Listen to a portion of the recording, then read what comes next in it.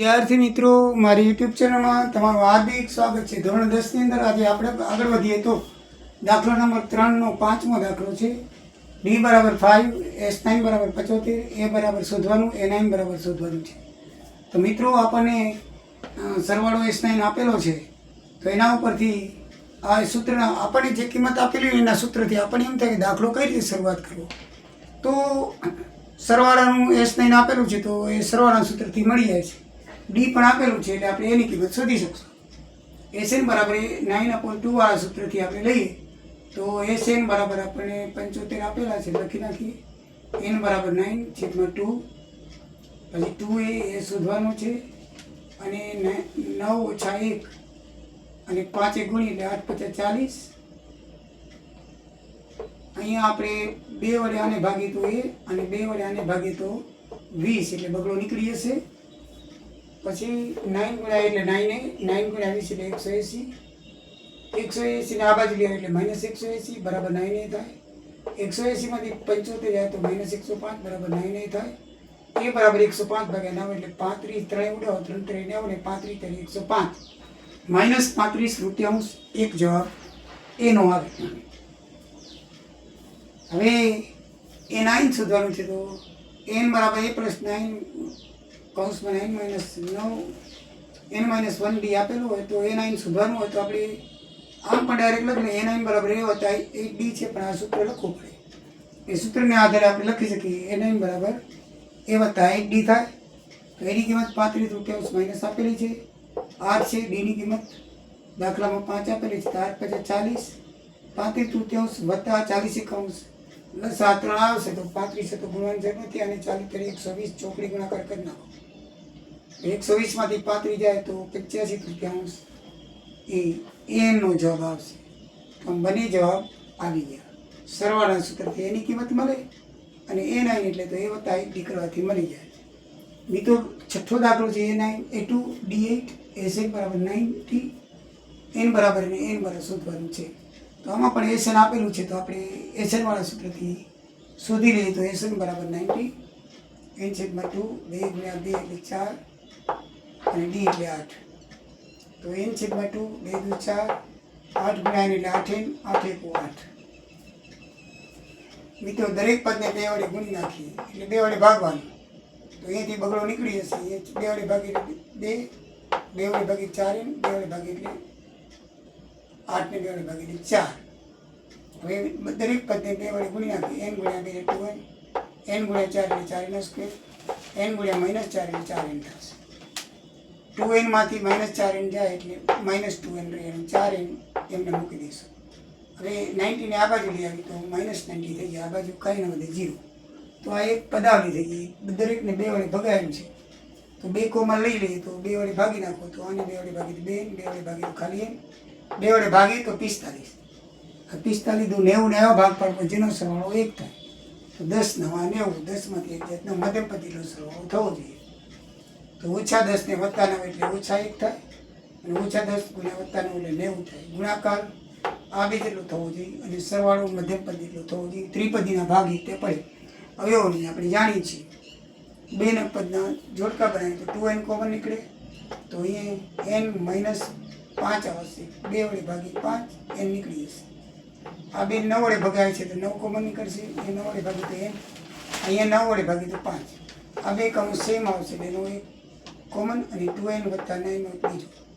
બંને બરાબર 0 લઈએ તો 2n + 5 બરાબર 0, n - બરાબર 0 લઈએ તો 2n + 5 બરાબર 0 છે, તો n બરાબર વત્તા બાજુ જાય તો -5 આવે, અને 2n ના 2 નીચે પણ આવશે. તો -en ધન સંખ્યા નથી, ઋણ છે, માટે એ ધ્યાનમાં નહીં લેવાય. તો n બરાબર 5 બરાબર ધ્યાનમાં લેવાશે. તો n બરાબર 5 એ કિંમત સાચી લેખાશે. બરાબર, n બરાબર 5 જવાબ આવશે, માઇનસ લેખાશે નહીં. n બરાબર કેટલા લખાશે? 5. આ જવાબ થશે. હવે n બરાબર f(i) ની કિંમત આપણે શોધવાની છે, n ની કિંમત શોધવાની છે. તો n નું સૂત્ર લગાડી દઈએ, a + 9 - 1d વાળું. a બરાબર 2, n બરાબર 5 - 1 અને 8. n ની કિંમત તો મળી ગઈ હોય એટલે આપણે લખીએ 5 - 1 એટલે 4, 8 ડીની કિંમત તો આપેલી છે દાખલામાં. 8 ચોક 32, 32 ને 34. તો આપણને એ ફાઈ બરાબર 34 અને એન બરાબર 5 જવાબ મળી ગયો. બરાબર છે. તો A8 આ 7મો દાખલો જોઈએ તો A8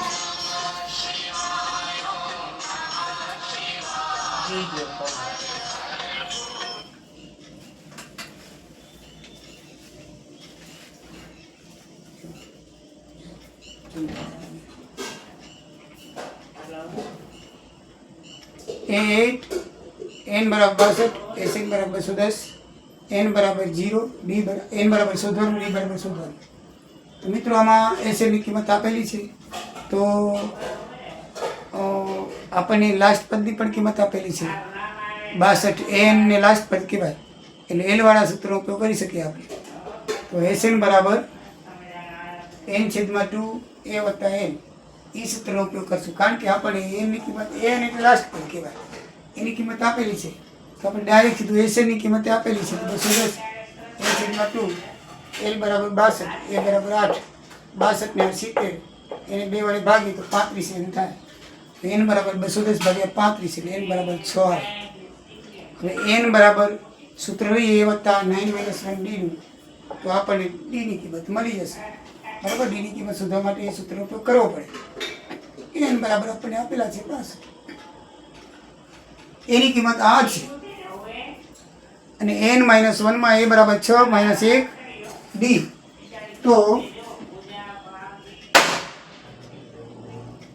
62 માંથી આ જે 54 6 1 5 ગુણ્યા d એટલે 5d.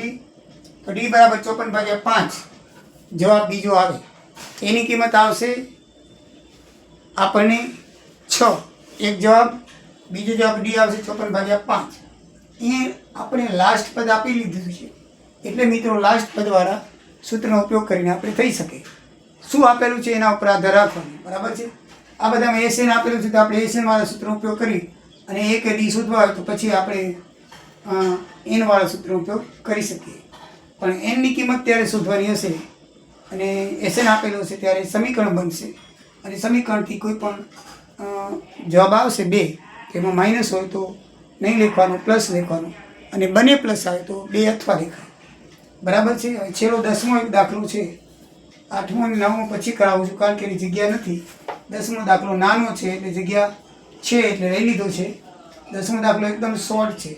આપણે લાસ્ટ પદ આપી દીધું છે એટલે આ સૂત્રનો લાસ્ટ પદવાળાનો ઉપયોગ કરી નાખો એટલે તમારો જવાબ આવી જાય. Sn ની કિંમત 144 આપણે આપી દીધી છે 9/2 a + 28. તો 144 9 આ બાજુ લે હોય ઉઠી જાય 2 નો અંશ થઈ જાય a + 28 એમને મળશે. 16 × 44 અને 16 × 32 a + 28 એમને મળશે. 28 ને આ બાજુ લઈ આવો એટલે 32 માંથી -28 થઈ જશે. તો 32 માંથી 28 જાય તો 4 રહે. એ બરાબર 4 કિંમત આવે. મિત્રો આ દાખલા એકદમ ઈઝી ને સરળ છે. થોડીક પ્રેક્ટિસથી તમને આવડી જશે. શું આપેલું છે એનું જોવાનું. આપણને S9 આપેલું સમજી લેવાનું Sn વાળું સૂત્ર કરવાનું અને પછી એક d શોધવા હોય તો આ n વાળું સૂત્ર છે. અહીંયા પણ Sn વાળું આપેલું છે તો આ સૂત્રનો ઉપયોગ કરવાનો. બરાબર છે. અહીંયા n આપેલું છે, લાસ્ટ પદ આપેલું છે તો આપણે લાસ્ટ પદવાળા સૂત્રનો ઉપયોગ કરવાનો. એ પ્રમાણે આપણને આવડી જાય. તો મિત્રો તમને સમજણ પડી ગઈ હશે. જય દ્વારિકાધીશ, જય સિયારામ. આવજો.